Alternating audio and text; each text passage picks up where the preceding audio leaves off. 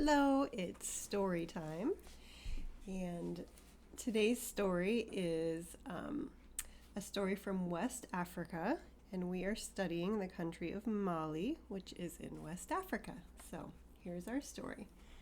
The Gift of a Cowtail Switch. Can you get that, please? My dinner timer going off. The Gift of a Cowtail Switch. And here I'll show you pictures right off, and I'll show you again when we're talking about them. But these are the people in this village that we're going to read about. In a village in West Africa, there lived a great hunter who had 3 sons. Early one morning, he took up his spear, hung a bow and quiver of arrows across his back, and set off to go hunting. And as his wife watched him walk away out of the village, she smiled and rubbed her belly, for she was soon to have another child. Excuse me. However, by sunset, the hunter hadn't returned. His wife and sons waited for him all night and the following day.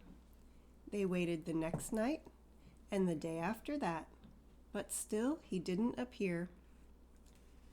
Then the wife said to her sons, "Go after your father and find him."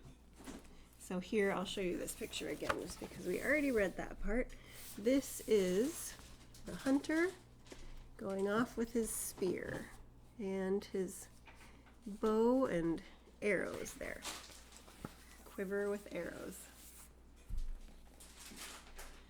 So the 3 sons went to look for their father, but although they searched far and wide, they found no sign of him and returned with no news. As weeks passed, the woman and her sons thought about the hunter, but they stopped speaking of him. As months passed, they stopped thinking about the hunter, and so his memory faded from their minds. Then the baby was born. It was a girl. She soon grew from a baby into a child. She learned to walk and then to speak.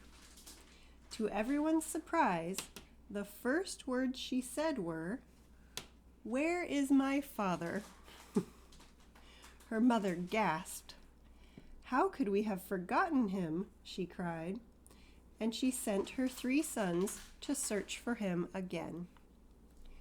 The 3 sons searched far and wide and farther still. At last, they found a scatter of bones with their father's spear, his bow and quiver of arrows lying beside them. The first son knelt down and breathed on his father's bones. The bones began to twitch. Slowly, they rolled toward each other and joined themselves into a skeleton. So here's our skeleton. Oh, the camera's backwards from me. There's the skeleton. The second son knelt down and breathed on the skeleton. His father's muscles and flesh grew back again and covered the bones. The third son knelt down and breathed on the body. The hunter inhaled deeply, then sat up and opened his eyes. So he's back to life. "What happened?" he asked, as if he'd woken from a long sleep. "You were dead," said his 3 sons. "Now you can come home." The hunter and his sons returned home, and there was great celebration on a fine feast that night.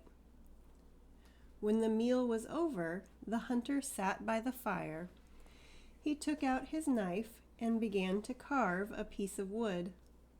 The 3 sons watched silently as he carved animals and birds and trees and flowers in the firelight.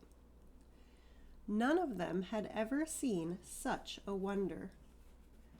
When the carving was finished, the hunter braided a fine black cow's tail and fixed it onto the wooden handle. "What is it?" asked his daughter. It is a cowtail switch, said the hunter, to keep the flies away. I have made it as a gift for the one who brought me back to life. Then the 3 sons spoke up. It was me who brought you to life, Father, said the first son. I gathered your scattered bones. No, I brought you to life, said the second son. I put flesh on your body. I gave you breath, said the third son. There is no life without breath. But the hunter beckoned his daughter close. This is the one who brought me back to life, he said, for she remembered me, and as long as a man is remembered, he is never truly dead. And he gave his daughter the precious gift of the beautiful cowtail switch, which is right there.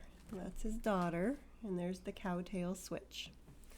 So that's a story about remembering people that are gone.